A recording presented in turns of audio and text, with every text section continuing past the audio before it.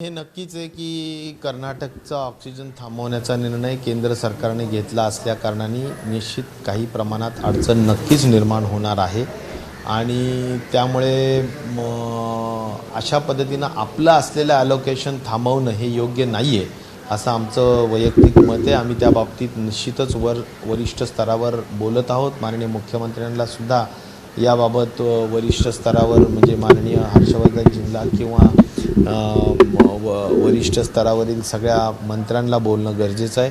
आपल्याला जे आज 1750 साधारण मेट्रिक टन दररोजचं ऑक्सिजनची गरज आहेच आणि ती गरज भागल्याशिवाय आपल्याला पुरणार नाही। त्यामुळे कर्नाटकने जरी कमी केलं 200-250 टन तरीसुद्धा आपल्याला मोठा त्याचा परिणाम जाणवेल आणि म्हणून एक नक्कीच आहे की आता एक थोडा दिलासादायक बातमी अशी आहे की जवळजवळ एक 25-28 प्लॅन्ट्स PSAचे हे सुरू झालेले आहेत। ॲक्च्युअल म्हणजे ॲटमॉस्फिअरमधून हवेतून ऑक्सिजन निर्माण करण्याचे प्लॅन्ट सुरू झालेले आहेत आणि जवळजवळ 150च्या वर प्लॅन्ट PSAचे ऑर्डर्स दिलेले आहेत। त्यामुळे त्या प्लॅन्टचे आता दर आठवड्याला काही ना काही प्लॅन्ट सुरू होतील तर त्या हॉस्पिटल स्वयंपूर्ण होतील आणि त्यांना लिक्विड ऑक्सिजनची गरज भासणार नाही। परंतु लिक्विड ऑक्सिजन हे सगळ्यात महत्त्वाचा विषय असतो। त्यामुळे अशा पद्धतीनं आपला कोटा कमी करणं हे योग्य नाही आहे आणि त्या दृष्टिकोनातून आम्ही त्याबाबत अपील ज्याला म्हणू आपण अपील आपल्यावर होत असलेल्या अन्यायाच्या विरुद्ध अपील ही केंद्र सरकारकडे नक्की करणार आहोत आणि तातडीनं करणार आहोत। आजच्या आज करणार आहोत। अपील करणार सध्या आणि त्याची टंचाई लगेच जाणवेल। ती एखादा दिवस 2 दिवस जर त्यांनी ती नाही सोडलं तर त्याची टंचाई जाणवल्याशिवाय राहणार नाही आहे आणि त्यामुळे ते अपील करून त्यांच्याकडून ते मिळवूनच घेणं हाच त्यातला महत्त्वाचा मार्ग आहे। 45च्या वरच्या अनेक नागरिकांना हा दुसरा डोस मिळत नाही, त्यामुळे अनेक ठिकाणी चिंता आहे। आधीच नागरिकांना दुसरा डोस मिळत नाही, त्यात आपण 18 ते 44 मध्ये पहिला डोस देतो। नेमकी सरकार धोरणात्मक निर्णय घेणार का? हे बघा, कोवॅक्सिन हे जे वॅक्सिन आहे, लस आहे, त्याच्याबाबत केंद्र शासनाने दुसरा डोस देणं हे अतिशय आवश्यक आहे। कारण कोवॅक्सिनचे साधारण 42 दिवस जास्तीत जास्त त्यानंतर त्यांना कोवॅक्सिनचा डोस दुसरा दिलाच पाहिजे असं काही शास्त्रप्रमाणे बंधनकारक आहे आणि त्यामुळे ते देण्यासाठी आमचा पाठपुरावा केंद्राकडे चालू आहे। कुठल्याही परिस्थितीत आपण कोवॅक्सिनचा दुसरा डोस मिळायला हवा असा आमचा पाठपुरावा राहील आणि आम्ही ते मिळवून घेतल्याशिवाय राहणार नाहीत हे या ठिकाणी मी आग्रहपूर्वक सांगतो। आणि एक नक्की आहे की याबाबत काल कॅबिनेटमध्ये सुद्धा खूप सविस्तर चर्चा झाली आणि इथंपर्यंत ठरलं की जर तात्पुरतं आपल्याला आपण जे खरेदी केलेलं कोवॅक्सिन आहे 18 ते 44साठी राज्यांनी खरेदी केलेलं त्यातून काही आपल्याला देता येऊ शकेल का याचा विचारसुद्धा राज्य शासनाच्या वतीनं माननीय मुख्यमंत्री आणि आमच्या स्तरावर चालू आहे। आमचा पहिला प्रयत्न हा राहील आज उद्यामध्ये की कोवॅक्सिनचा दुसरा डोस केंद्राकडून मिळवायचा म्हणजे मिळवायचा। अगदीच नाही झालं तर शेवटी मग आपल्याला आपल्या डोसमधून त्यांना त्यांची भरपाई करता येऊ शकेल का त्याबाबतचा विचार आम्ही आज किंवा उद्यामध्ये घेऊ। असं होईल का की 18 ते 44 मधलं कोवॅक्सिनचं लसीकरण हे सस्पेंड करणार आणि ते डोस जे आहे ते दुसरे तसं करावं लागेल, पर्याय नाही म्हणून करावं लागेल। शेवटी 42 दिवसाच्या पेक्षा जास्त दिवस कोवॅक्सिनचा दुसरा डोस न देणं हे शास्त्राला धरून नाही म्हणून ते कदाचित करावं लागत असेल तर तो धोरणात्मक निर्णय माननीय मुख्यमंत्री स्तरावर घेण्यात येईल। काल त्याची कॅबिनेटला चर्चा झाली। कॅबिनेटच्या चर्चेनंतर माननीय मुख्यमंत्री म्हणाले की मी म्हणजे ते स्वतः आणि आरोग्य विभागाच्या लोकांशी चर्चा करून याबाबतचा धोरणात्मक निर्णय घेऊ। फक्त कोवॅक्सिनचाच प्रश्न आहे, कोविशिल्डचा प्रश्न अजिबात नाही। कोविशिल्डचे लस उपलब्ध पण आहे आणि कोविशिल्डच्या अडचण कुठलीही नाही। काल कॅबिनेटमध्ये एक अत्यंत महत्त्वपूर्ण निर्णय आरोग्य विभागाचा झाला जो मला वाटतं की आपण सर्वदूर महाराष्ट्रामध्ये सर्वांना सांगण्याची गरज आहे।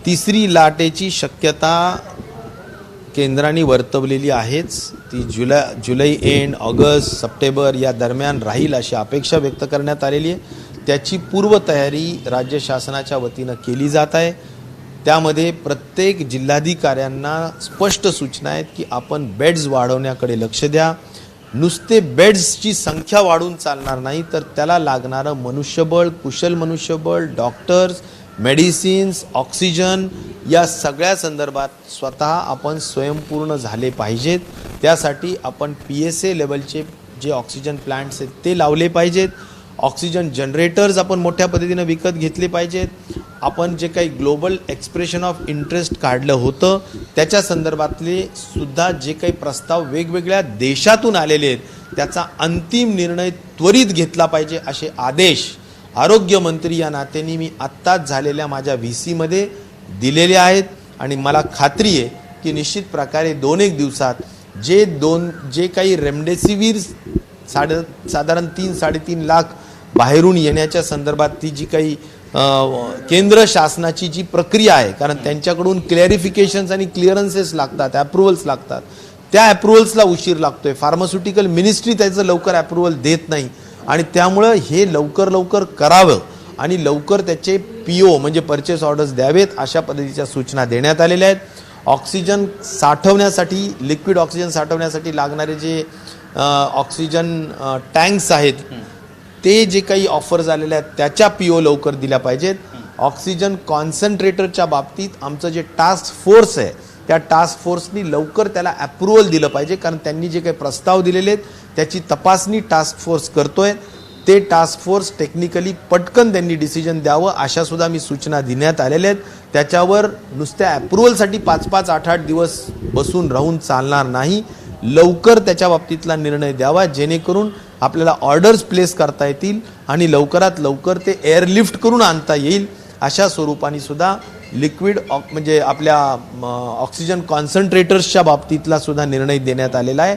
साधारणपणे आपण 40,000 ऑक्सिजन कॉन्सन्ट्रेटर्स खरेदी करण्याच्या संदर्भातला तो निर्णय आपला टास्क फोर्सनी अप्रुव्हल दिल्यानंतर त्वरेने होण्याची शक्यता निश्चित प्रकारे आहे. कोविड वॅक्सिनचं पेटंट खुला व्हावं जगभरामध्ये याला अमेरिकेनं सुद्धा समर्थन दर्शवलं, पण काही कंपन्या त्यांना विरोध करतात. औषध कंपन्या विकसनशील देशासाठी हे किती महत्त्वाचं वाटतं तुम्हाला? मला वाटतं केंद्र सरकार US गव्हर्नमेंटनी अतिशय धाडसानी अतिशय मोठा निर्णय घेण्यात आलेला आहे की तुम्ही तुमच्या पेटंट्सच्या माध्यमातून तुम्ही एकट्यानेच मॅन्युफॅक्चरिंग करणं हे योग्य नाही. आपण इतर कंपन्यांना सुद्धा मॅन्युफॅक्चरिंग करण्याचा अधिकार दिला पाहिजे. हा USनी घेतलेला निर्णय अतिशय क्रांतिकारक आहे. मला वाटतं त्यामुळं अनेक कंपन्या या पेटंटचा उपयोग घेऊन निर्णय घेऊ शकतील. मी या निर्णयाचा मनापासून स्वागतच करतो. मला असं वाटतं की या निर्णयाचा उपयोग ग्लोबल स्तरावर व्हावा अशा पद्धतीचं वेगवेगळ्या देशांनी निर्णय घ्यावा.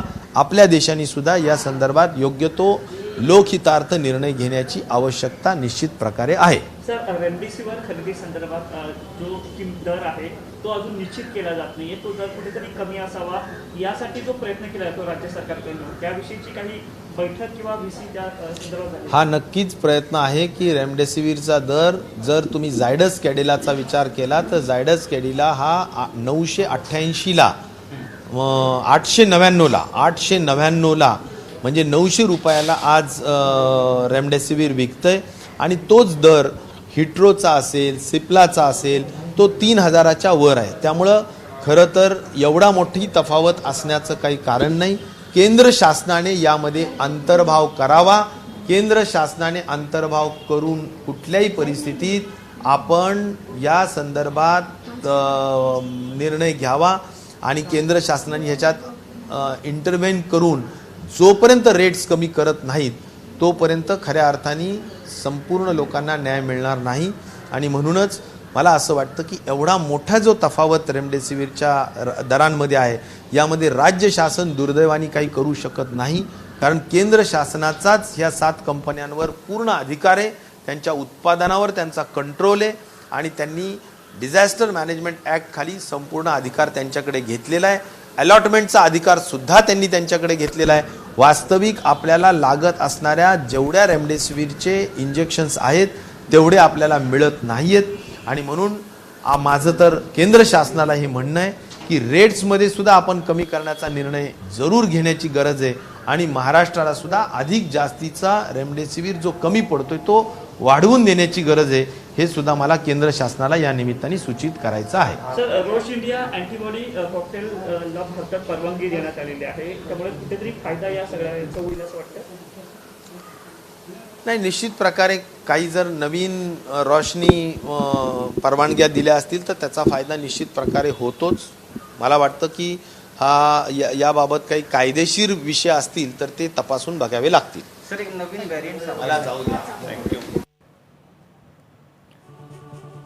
तर राज्यामध्ये पदभरती होणार आहे लवकर. आरोग्य विभागामध्ये ही पदभरती होणार आहे आणि या पदभरती सोबतच इतर अनेक महत्त्वाच्या बाबींवर आरोग्यमंत्री राजेश टोपे यांनी भाष्य केलेलं आहे. सोबतच कोरोनाची तिसरी लाट येणार असं सूतोवाच आरोग्यमंत्री राजेश टोपे यांनी सुद्धा केलंय.